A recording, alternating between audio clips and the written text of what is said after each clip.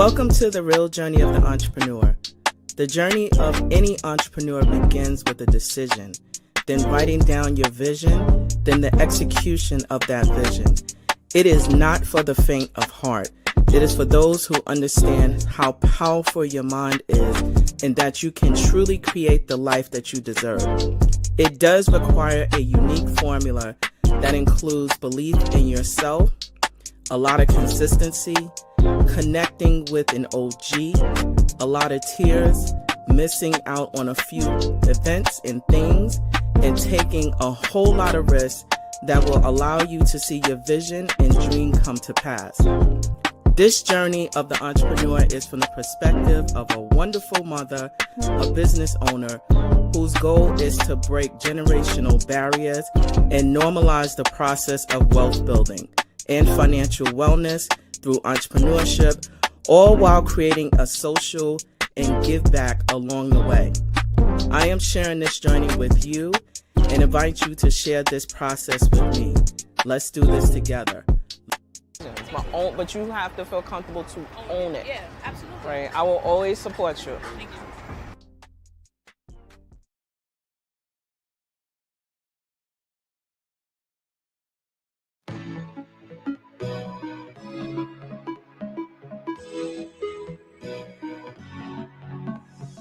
Welcome to our 4th annual Full Circle Business Brunch.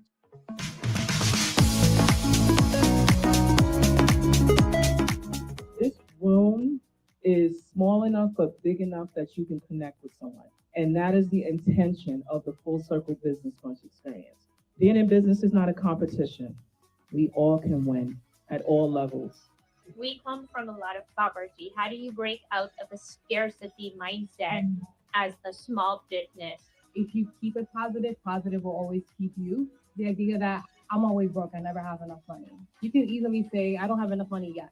And that changes how you then move forward with your next financial decision. I'm here to help educate you all on things that you may not have known about, because we find that there's a lot of suffering that goes on when people don't know about stuff. When you're entering into a business relationship, it's still a relationship. So you want to maintain a good rapport with whoever it is that you're transacting with.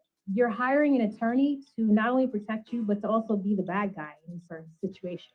We can help you connect to people who are looking for jobs. We have 200,000 people in our job bank. We're here to help the businesses out there. We're doing really the heavy lifting in our economy. This is my 4th time attending this event. Each year it gets better and better. And it's really inspiring to see what she's doing for the community and working with the youth. Why I wanted to start my business is because my mom was working too hard, right? I want to have my own business, my own clothing to wear on the street.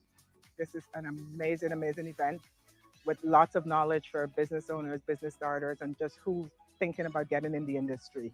Hope this continues to be an annual event for those who want to learn more about business and get into the business space.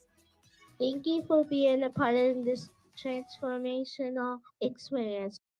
A brighter day tomorrow will bring. Oh.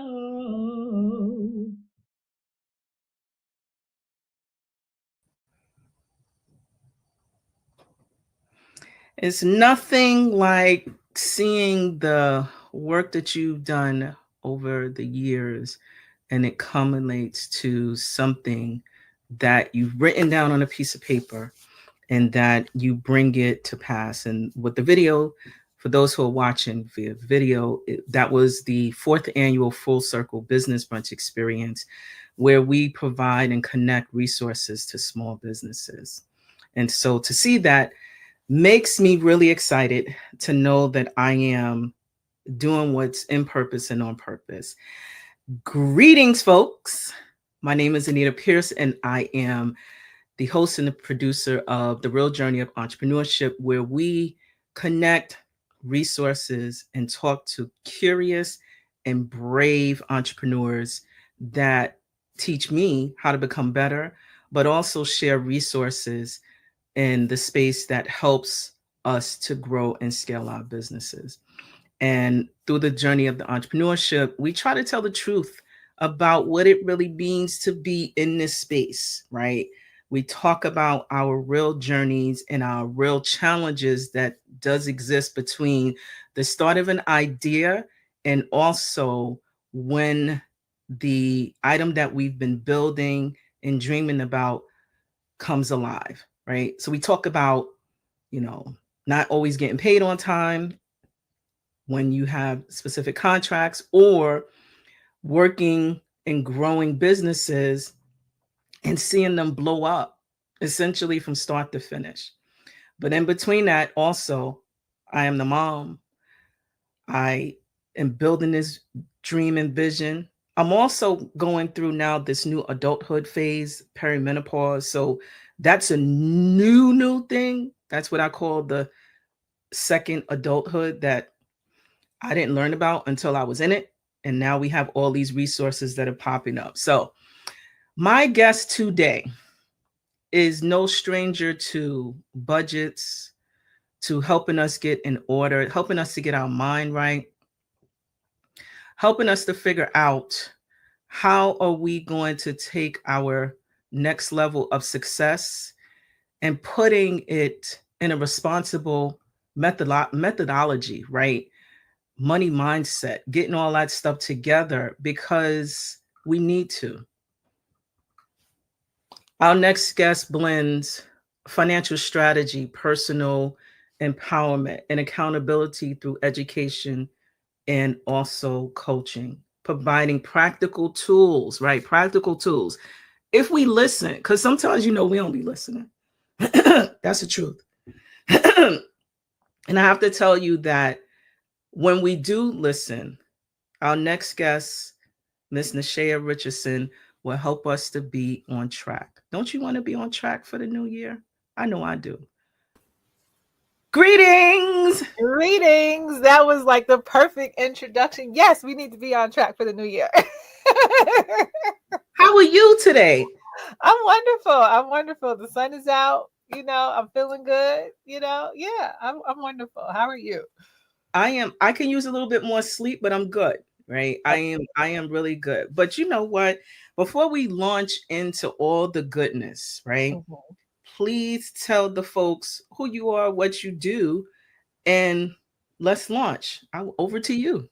Yeah, so I'm Nishaea Richardson. I am a money coach, also a financial coach, whatever title fits people.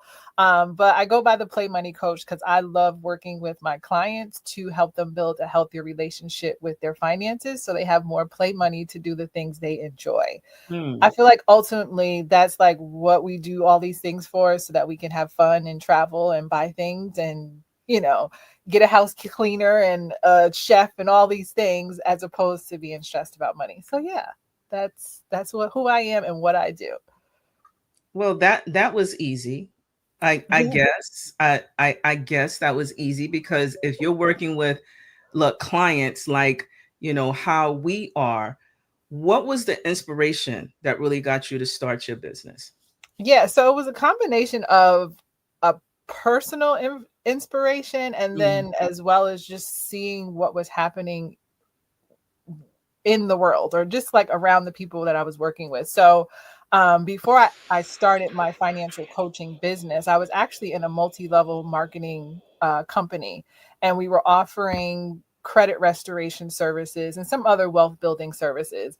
And the clients, or the people that needed the services, either they would say they couldn't afford the $79 a month, or the ones that did do it, they would find themselves in the same situation a year later. So they would get their credit restored, and then they would repeat the cycle. Now they need it again. And I'm like, well, that doesn't make sense. Like, that's not the real solution, right? The credit restoration is not the solution. We need to go a little deeper.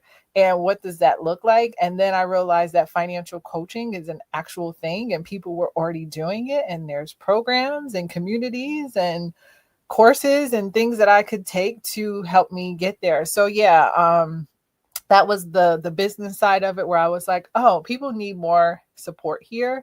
And then also I was like, I was not always good with my finances, and I wish I had someone that I could turn to that could help me with this before I made all the mistakes, So yes, that is how I got into financial coaching.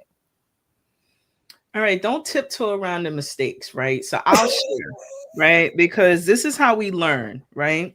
So Yes. I'll share my financial woes, right? Mhm. So I remember when I worked in financial services, I wanted to, always keep up with the Joneses, right? And so if you come from a financial services background, and depending on which area you worked in, it was not always full of individuals of color, right? Mhm. And that was the space that I was in. And I will always see the folks, because I work downtown, and I don't even know if Century 21 is still there anymore, but that was the store. It was there, Brooks Brothers, all the things, right? So because I felt the desire and need to fit in, right? Because back then corporations required you to wear full suits, right? And I wanted to comply because I was a part of the culture. But in the reality, I was really just trying to fit in now that I'm old enough and mature enough to really kind of understand what I was doing. And so I had an extensive amount of personal, I'm distinguishing very specifically now, personal credit cards, right? From all of the places, right? And I thought because I was working in financial services that I would have had a better relationship because I was dealing with it very frequently. Um, and it was weird because now that I look back, just because you're in something doesn't mean that you have a clear understanding of that until you learn from your mistakes. So my mistake was I did not properly manage the personal credit back then. And I left that company, went to another company, and your credit, they follow you, right? Creditors follow you. So I know now, right? So I get to the new job and I'm like, I'm making a little bit more money, a little bit more more established to spend more credit that I wasn't paying. And I remember, uh, the receptionist transferred a call to the department where I was working in. And you answer professionally. Good afternoon. This is Anita Pierce from how may I help you? Right? You're on a recorded line. I'm thinking, why the hell am I on a recorded line? Like, right? What's happening here? This is, I think, let's use Amex, right? This is Visa, whatever it was. Is this Anita Pierce? I'm like, how the hell they find me? Like, right. Can you imagine the load of embarrassment I felt? Like I said, the nerve. But it was also the nerve of me to feel like I wasn't responsible, right? Bare minimum, right? It wasn't like I wasn't paying. It's just that for that one, I was just like, whatever. But then you start to realize, right, how I wasn't taught properly, right? But what I did full circle was I wound up clearing up $21,000 in personal credit, right? I love it. Yes. Not even a house. I didn't own a car. I had zero assets. I had some investments. I at least was smart enough to have insurance back then. But imagine what I could have did with $21,000. Right. So that's my little story. I'm out there. Oh, I have plenty of stories. So. I'm out there because I did it too. But being in business, it's a lot different. It is a lot different. And we have to like take some of the mistakes that we made in our personal finances and we have to work through those because sometimes we need to do things that maybe wouldn't have been the best choice in our personal finances that we actually have to do in our business finances to help us grow. And sometimes I have found that I bring that personal financial philosophy into my business and I'm like, okay, this is not it. So, just thinking about debt and credit cards and things like that, like just recently I was talking to one of my coaches and I was like, I can't wait to pay off my business credit card. It's going to happen by, I think like I told her like March of next year. And she's like, all right, slow down.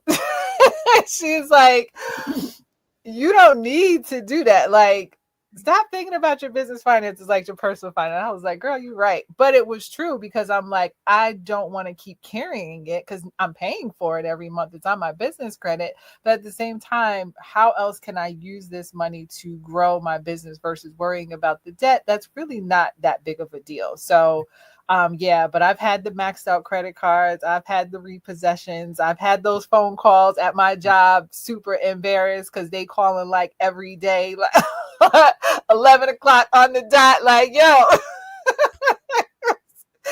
what's happening?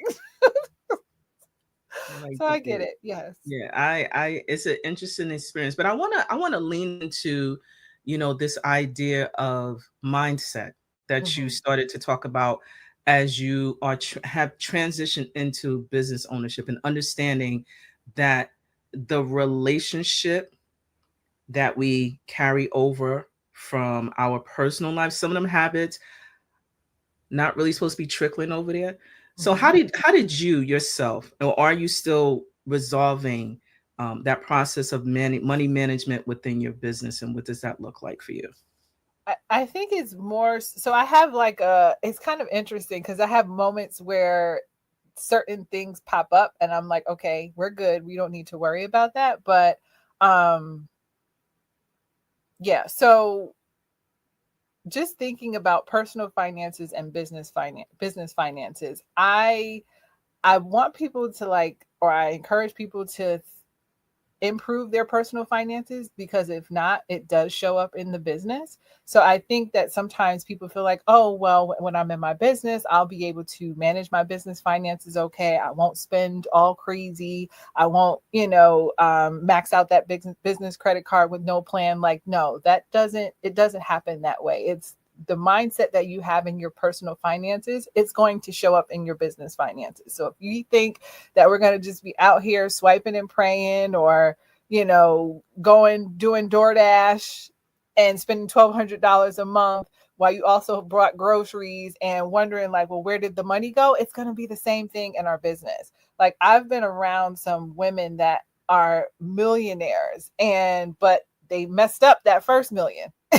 And they all have a similar story. It's, well, I was making the money, and because it was coming in so quickly, I was hiring and I was getting this program and that program. I was investing in that coach. I was investing in this consultant. And then next thing you know, I was out of money and the revenue slowed down. And I didn't have a business savings. Then I started using my personal finances to get my business to keep going. And now I'm maxing out my personal credit cards because I'm trying to maintain this business as I continue to build again. And they all are like, I will never do that again. I won't mess up another $1 million. But it's unfortunate that they had to mess up the first million to get to the second million in a healthy way. So I said all that to say that we really need to get into a better financial space in both our personal and our business finances. And like I mentioned, sometimes you might have those moments where you're thinking like, oh, I'm just going to pay off all the debt because that's what I did in my personal finances, as opposed to saying, okay, this is different. How is this? Can I leverage this debt? Can I do something different with this so that I can make more money? Is this going to help my business grow? Or is this something that I need to invest in to help myself grow? And then that will then eventually help the business grow. So I am so appreciative of how you pretty much dissected the almost like a mindset, right? Mm-hmm. So I can share that only within the past, 5-6 years, did I really understand the importance that, oh, I can borrow, right, to help my business grow. Mm-hmm. That was not, when I first started, that was not a conversation about, make sure your personal credit is good, because, when you're just getting started, that financial institutions look at those behaviors to see whether you are credit worthy, right? Because that's what when I think about it, that's what it really boils down to. Do I have if I'm asking for money for this big dream, what is the plan for me to pay it back? That's how I've been able to resolve that for myself, right? So if I know that, as an example, I'm in government contracts very frequently, right? And again, when I first got started, I didn't know that there's sometimes it's a delay in payment. Like, how do I manage that cash flow now through lines of credit, right? That I can pull if necessary to hold me over and to pay individuals as well. So, my lesson, and I'm glad you broke it down, but I also want to ask you a follow up question about some of the clients that you work with. Are there any consistent belief systems about the clients that you work with that am I worthy to be in these spaces? Am I worthy to have, these contracts or working with clients or actually just creating a business? Have you discovered any of those beliefs as a pattern through your work? Not necessarily worthiness, but I will say that sometimes they think that they carry their past money mistakes. And I'll put it like this because it's all lessons, right? We got to make the mistakes sometimes. But they carry that and then they're like, well, I guess it is worthiness. It's like, well, am I deserving to be in a better financial space because maybe some of the things I did with money in the past?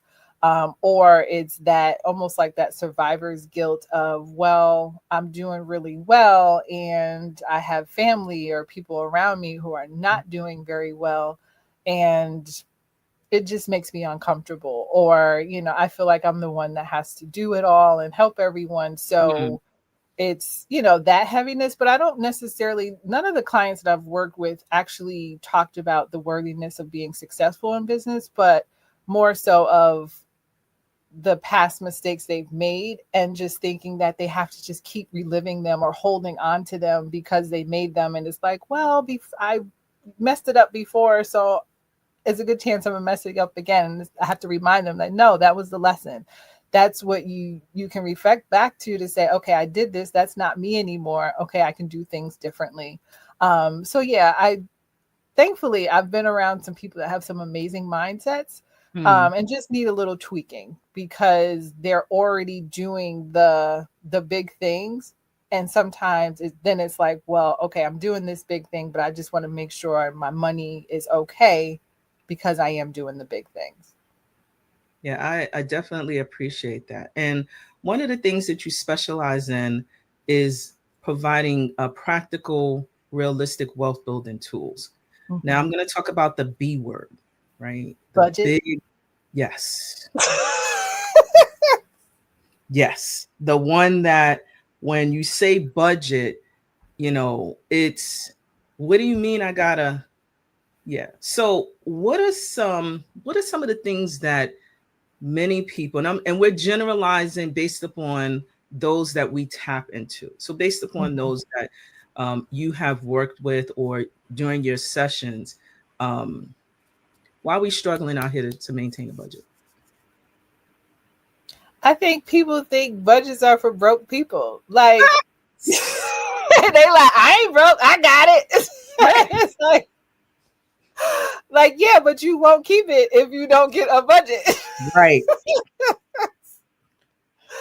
Yeah, I don't know why that word throws people off so much, but I'm like, call it what you want. You can call it a budget, you can call it a spending plan, you can call it a wealth plan, whatever makes you feel empowered about having something that you can use as your guide to manage your money every month.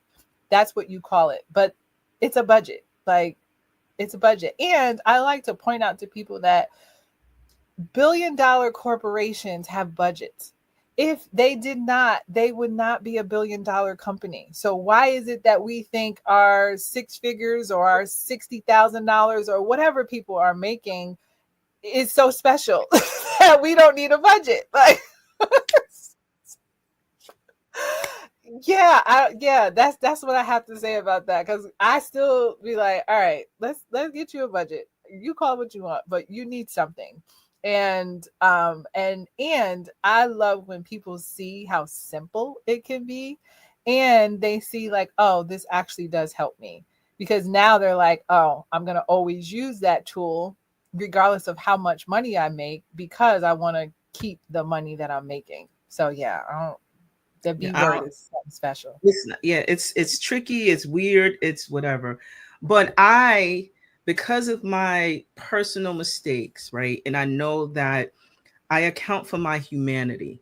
And I believe you said this in one of your workshops, and I was so happy that you said that, but you have to account for things that still bring you some sort of joy for you. You humanize the process of your overall strategy, or however you defined it, as you mentioned.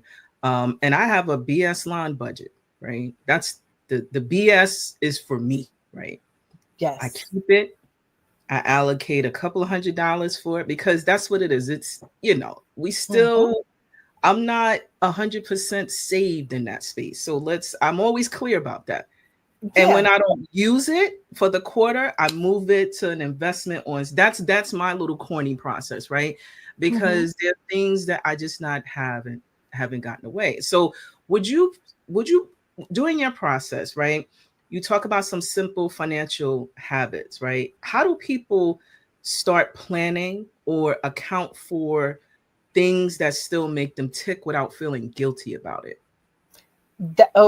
So one, I'm going to bring you back to your BS line in your budget. It belongs there. That is part of your budget. Like, there's nothing wrong with having the BS line. That's like the equivalent of your financial value or your workout class, or you know what I mean? Something that you actually label it for. It's still BS. Like, it's not stuff that we need to get through the month. It's something that makes us feel good to spend our money on.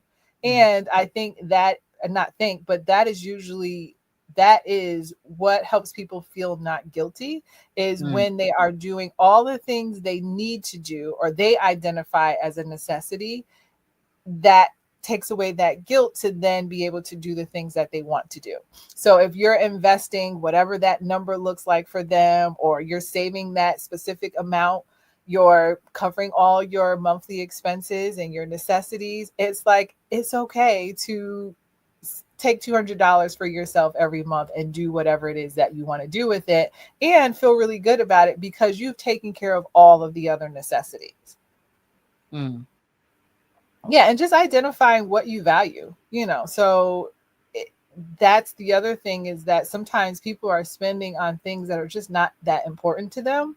And then when the things that are important for them comes up, it's like, oh, well, I don't really have the money to do it. It's like, well, yeah, because you went and bought some stuff that you don't even care about. It came in the mail.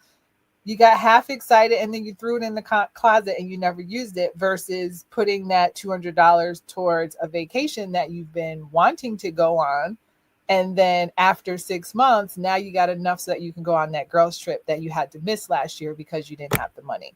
So yeah, really focusing on the things that we value, the things that are important to us, and directing our money there. And that's going to help take that guilt away. Now, through your company, so I'm gonna, for those who are watching via video, I am going to share, with permission of the boss. Yes. I don't like to share stuff. Then y'all be talking. Whatever. Anyway, y'all getting all of me today. And let me just show your website, because you have what I like about, first of all, it's clean, right? Shout out. The photos look good, right? Thank you. Good. And you talk about the first on your homepage, so future finance and fun.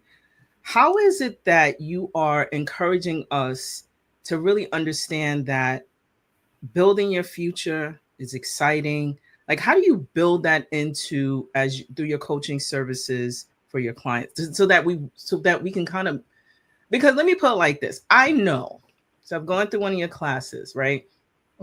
That when we come into these spaces talking about money, finance, it's not sexy. It's not at all. How do you, or the fun part of it, the finance, building a future, Come on, financial therapist, because that's what you are. Why is that not fun though? You But don't want to you don't want to like really dream and like have some fun with your money? Like, I think it's amazing. Like, do you know how good it feels to have a savings account and there's money in it? yeah, I do now. I do now. But I'm not talking about now, right? I'm talking about the because think about it. We have taken the responsible steps Yeah. to do what, because this requires work. This requires deep work. So future finance fun. How do we get to the fun for real? I think it's all fun. And I think that's the mindset shift there, because sometimes a lot of us have had some experiences with money that just have not been fun. Whether we've witnessed some things growing up or we've experienced some things, done some things that resulted into just not a desirable outcome with money. So, yeah, that stuff is heavy, but it's like also like, when you think about like, let's talk about it in a sense of relationships and dating. Now, we might have had that partner that cheated, that just we don't want to be bothered with nobody else. Like, we're done. And then you meet that person, a new person, and you're like, wow, they make me feel safe. They plan dates, great conversation. We're having fun together. Like, I love being around them.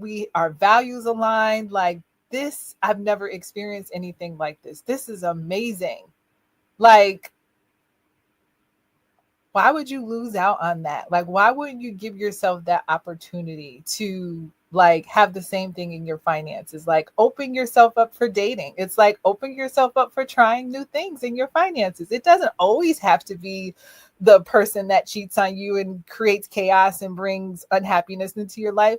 Allow yourself to experience something different. And when we can allow ourselves to experience something different, just the excitement and the newness of it and the thing, and it's like, oh, okay, this feels good. Doing this feels good. All right, that feels good. I encourage you to embrace it that way. So if you have to think about it as a relationship versus money, think about it that way, and don't allow past experiences or just things that we've done to like push us away from the opportunity of meeting that new person that actually could be all the things that we desire. And dating could be fun or it could be annoying, but you won't really know until you like go on a couple of dates and you try stuff out, and then it's like, all right, well, I like this but I don't like that, so this is what I'm going to keep and this is what I'm not going to keep. But that was actually fun to just try it out. So I guess that's the way I'll talk about it in that way, because that's kind of fun for people. Or they can kind of just romanticize it in a way of something else that they're into that really excites them. Maybe it's a hobby, maybe it's something with their kids or whatever, and just match that to what it is that excites them and think of it in that way, from a creative way of like, okay, how can I mirror this for that painting class that I really enjoyed, or, whatever it is that they're into.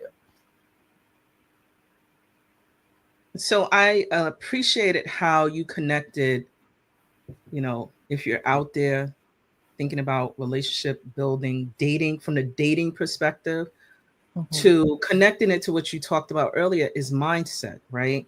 So one of the things that I'm learning as I've gotten older and more experience in certain areas is that what you think, right, you attract. And the more you are able to shift your mindset to things that you are visioning and dreaming, more than likely the universe will respond to those activities, to that vibe that you're giving off. And the more you dig deeper into what you believe your purpose is, it will happen, in my opinion, a little bit more rapidly. So I wanted to have you share, because I know that you mentioned that you are a mom, and I'm curious about how do you navigate, dealing that duality, being a business, being a mom. You may also have another place that you're engaged in to help you to build your wealth. What does that look like? And I can't say balance, but how do you prioritize what that looks like for you in your spaces. Yeah, sometimes it can be difficult because it's like really no balance. It's like one or the other. And I just full transparency, I also work a 9 to 5. So my business is part-time, and sometimes that can be difficult because it's like, okay, well, I'm at this company for 8 hours a day, and then I'm doing my business in the evening times or on the weekend.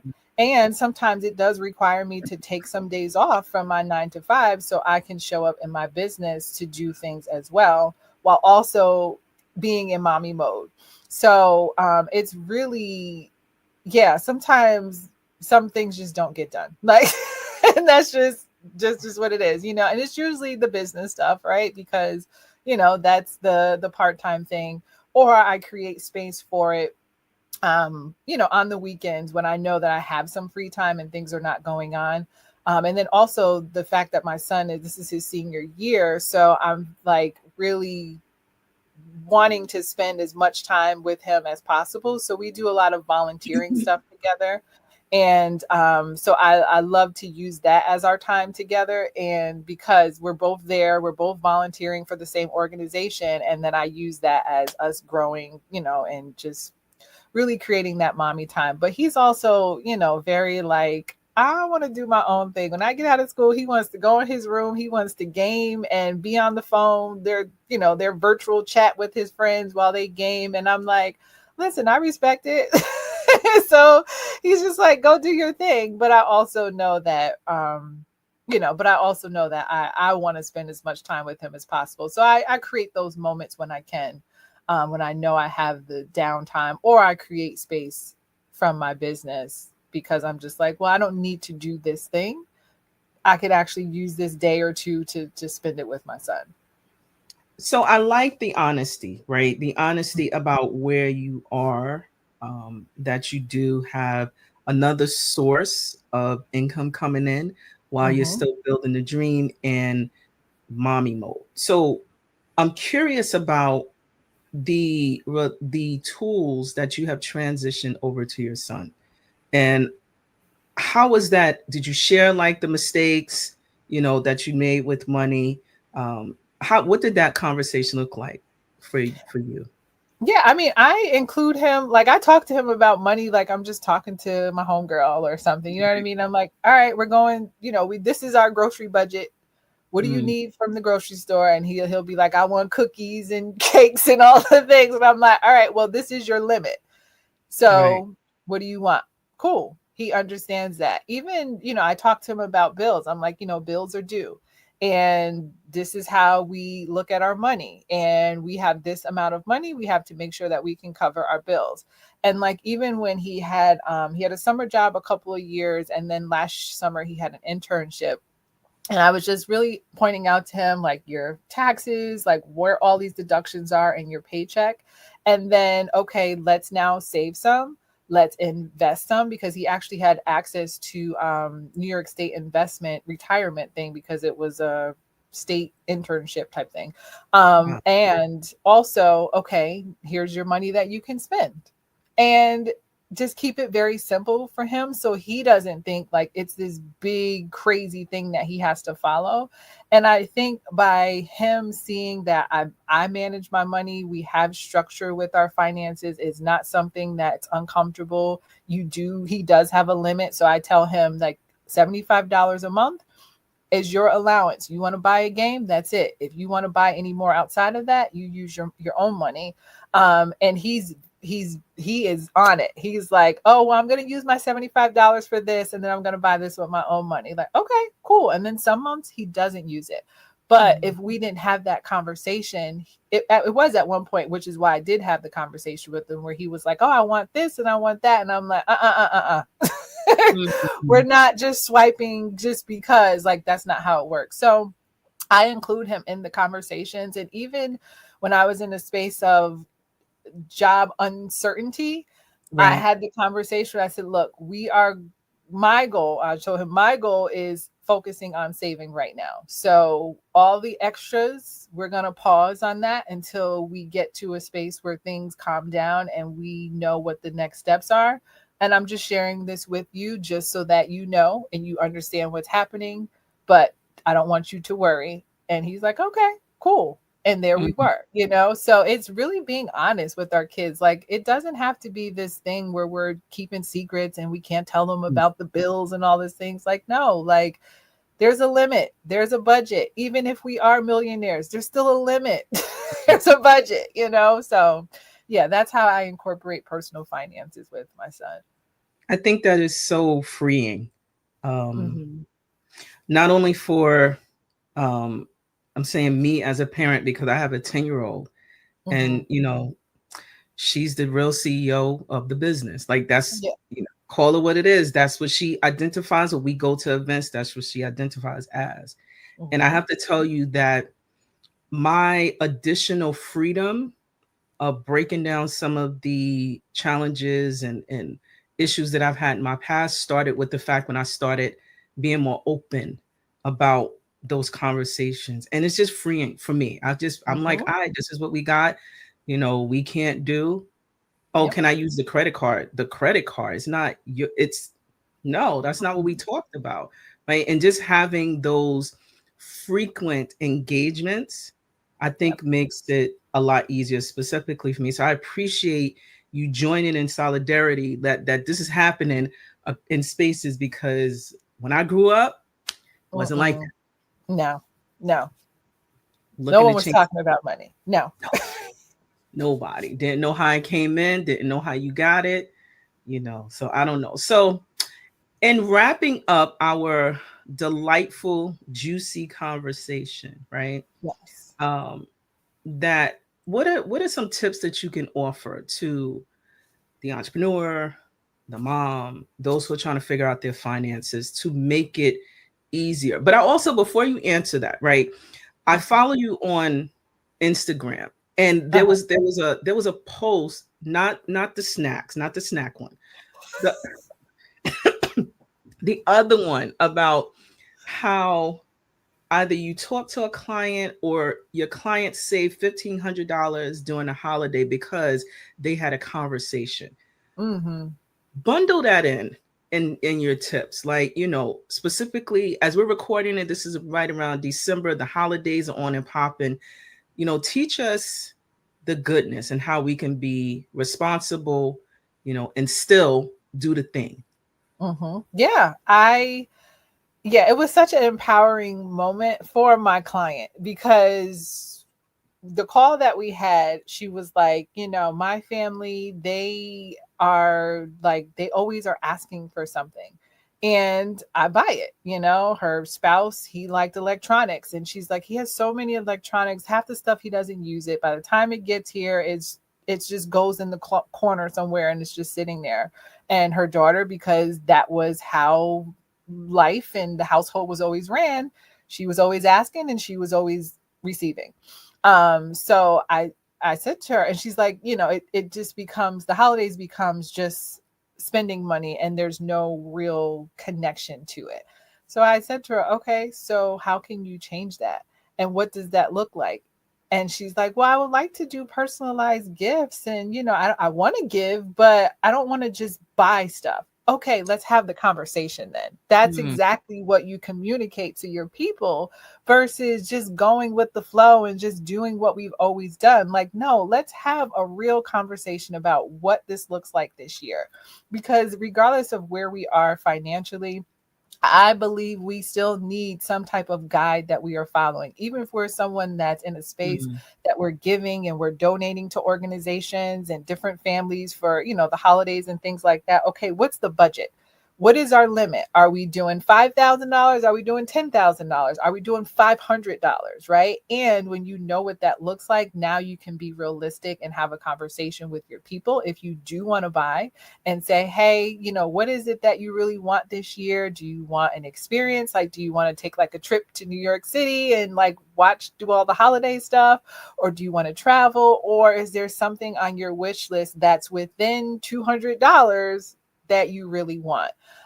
Versus, having our parents or our kids or whoever we buy for think that there's just this endless bucket of money that we're willing to spend, and that's not the case. And then now the whole next year we're trying to pay off that credit card because we just didn't have a conversation. And it goes back to what you just shared, is that transparency to say, this is where I am this year and this is what I'm comfortable with doing, or I'm not giving at all this year. Merry Christmas. Let's love on each other and move on. And I'm sure your family, or the people that we consider family, would be okay with that. And they might even be like, "Whoo, girl, I'm glad you said it, because I didn't want to I didn't want to buy the gifts anyway, And I think that's the other part of it, is because no one is talking about it. Everyone's just going along with it when they're stressed about it too, and they may not know how to bring it up or be the one to have the conversation. So they're like, well, I'm just not going to say anything at all, and I'm just going to do it. So yeah, I encourage people to really think about what they want their holidays to look like, or what they're willing to spend and do, and then communicate that to the people that it needs to be communicated to, and then follow through on it. And I appreciate that. Now, how does that translate to the entrepreneur, business owner who may be just getting started, or they have team members? How do they effectively communicate, from your perception, about budgets and what in that vein? Yeah, I mean, especially if they have a team, being the leader to say, this is what we're doing. These are the systems that we're going to use because this is part of the annual budget. But for people who may not have a team, being clear about what we are willing to spend on certain categories throughout the year. Because I even found myself at one point doing a lot of investing in education and training. And I'm like, I paid these people more than I paid myself. Wait a minute. But because it was like, oh, the business revenue was there, I could cover it. It wasn't like slowing down to say, okay, wait a minute, what do I want to focus on this year? What do I want to invest in that thing this year? Okay, that's the budget for that. And I'm not going to go over that. We can then revisit it at the end of the year to see if I want to do it the following year. So I really encourage people to slow down and really think about what is it that they want to accomplish over the next year, and what is it going to cost. So doing some research to find that attorney you want to work with, or that marketing person, whoever, and then reaching out them to get some quotes and see what makes sense for your business before jumping into something. And then you have an idea of how much things are costing and what do you need for that, and say, okay, these are the things I'm going to do this year because this is what I have the budget for. So really slowing down, planning, and mapping out what that looks like based on, the revenue they have coming in, or what they want to pay themselves, and things like that. And all of that goodness. That was a mouthful. All of that goodness. It was a good mouthful, right? So I appreciate when we have individuals come on the show and they tell the truth, because you always tell when folks telling the truth, right? Because they ain't humming and henning. They just sharing their truth. Nishaea, where can we find you online? I got scrolling, but you on Instagram too. I do have Instagram, but I'm not very heavy on there. I'll post, but I'm not, like, my playground is LinkedIn and Facebook. I started on Facebook, and now I'm, building on LinkedIn, but Instagram, I just can't figure it out. So I just kind of randomly post there. It's working. Because I'll be crap. Listen, I admittedly be doing a late night scrolling, and you're part of my algorithm, so it comes up more frequently. I'll be hollering. I said, but just check her out on Instagram. You'll see, because the content is different. We've learned to post content differently, but just make sure you follow Nishaea Richardson on Instagram. Does have a website, on LinkedIn, and happy to have you today. I really am. Thank you. I appreciate the invite. But before you go, because this is what I do, I got some rapid fun questions. Okay. You ready? Yep. Are you a morning person or a night owl? Morning. Coffee or tea? Both. Books or podcasts? Oh, I would say podcasts. Beach getaway or city adventure? Beach all day. Calling or texting? Do not call me. Please text. Then we decide if we need a phone call. Appreciate that. In 3 years, three. Where are you going to be taking your business? Where have you decided that you wanted to go? This is a question that I actually am pondering right now. However, I have some clarity in the moment. And 3 years, I will have some courses that will be licensed to universities and schools and organizations for financial wellness. And I will be traveling and facilitating some trainings, but doing more courses and speaking, that type of stuff. You better believe it. It's going to happen. I'm believing in it for you. Yes. I'm believing it for you. I want to thank you so much for joining us today. I love your energy that you bring. And I also appreciate how you're able to share, realistic resources to help us to grow to the next level. So salute to you. I'm sending you virtual kisses because that's what I like to do. And, I catch it. I put it in my pocket. I'm gonna try it again to see if it works, and it does. So I get heart awesome. That comes out when I do it. I didn't know this, and so I think that's really beautiful that it does come out. So shout out to the system that we use that's helping us to do this thing. So I love it. But thank you so much for joining us. And I look forward to catching up with you again really soon. You're welcome. Thank you for having me. All right. Take good care. So good friends.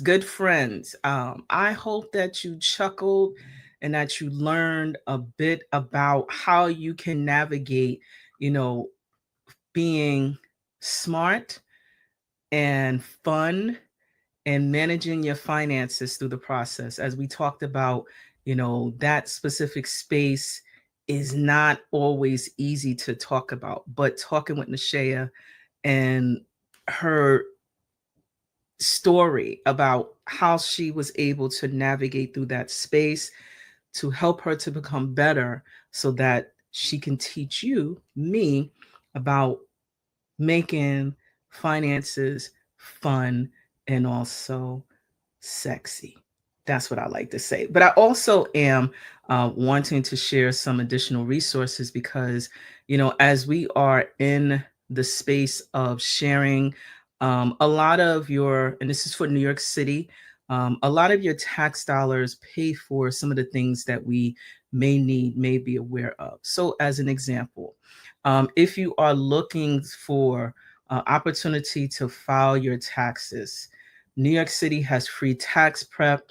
The tax season, we're shooting this in December, already started if you're in business, but starting January 2026, if you earn $97,000 or less with qualifying children and or dependents, or $68,000 without qualifying children or dependents in 2025, you can file for free with an IRS certified volunteer preparer. And, this is, again, when you're thinking about entering into certain spaces and you're trying to discover how you're able to maximize on your tax dollar, this is one of the ways, right? Looking at your city and state and local municipality for things that can offset and things that you don't traditionally have to pay for, they exist already. You just have to Google search, as I say, still exists, Yelp. Some people may find this on TikTok, but definitely doing a search because these things are still in existence, but it is for free. You can go to nyc.gov, and this is actually connected to the New York City Consumer and Worker Protection agency, right? And again, these are things, and they also have a similar program for small businesses. Your expenses have to be under a certain dollar amount, but if you go here, you'll find the information is readily accessible for you and to you. And I want to just share that as we are in this space of sharing, I really enjoy just having a very fluid conversation about money. But I also wanted to remind you about, the importance of connecting with your network, right? Networking with intention, share resources, right? You don't have to gatekeep things that are out there unless it's something that you've actually created, right? Make sure you take the time to grow and become aware about where it is that you want to go. The libraries are a phenomenal resource, right? That's still in existence that you can get a lot of things, again, that our tax dollars contribute to that resource, right? Build your business acumen. How do you make money? How do you achieve goals? How do you learn to shift your mindset is some of the things that we can do to help us to become better. Nishaea was so awesome in talking about mindset and shifting your mindset and your relationship with money. And that mindset also includes understanding and deepening your overall purpose.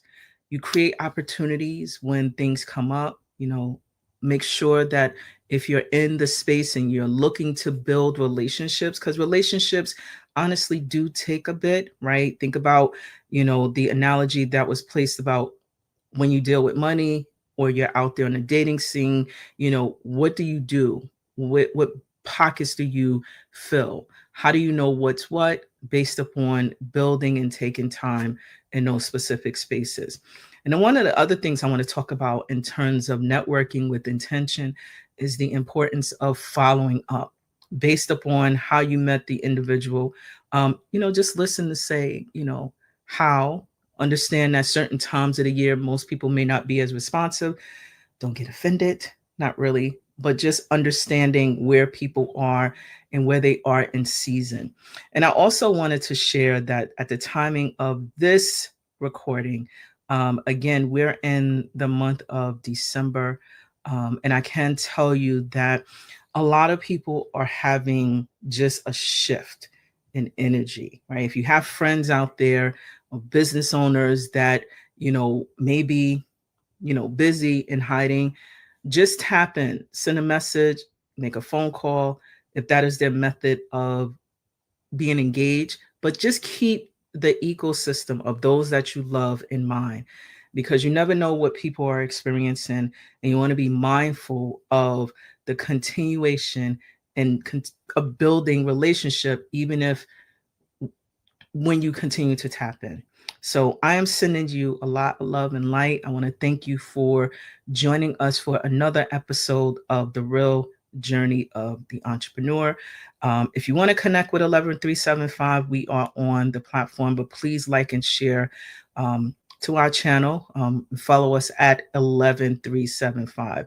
I'm greatly appreciative of all who have supported us. And looking forward to working with you all in the future. And on that note, I want to thank you again. Toodaloo.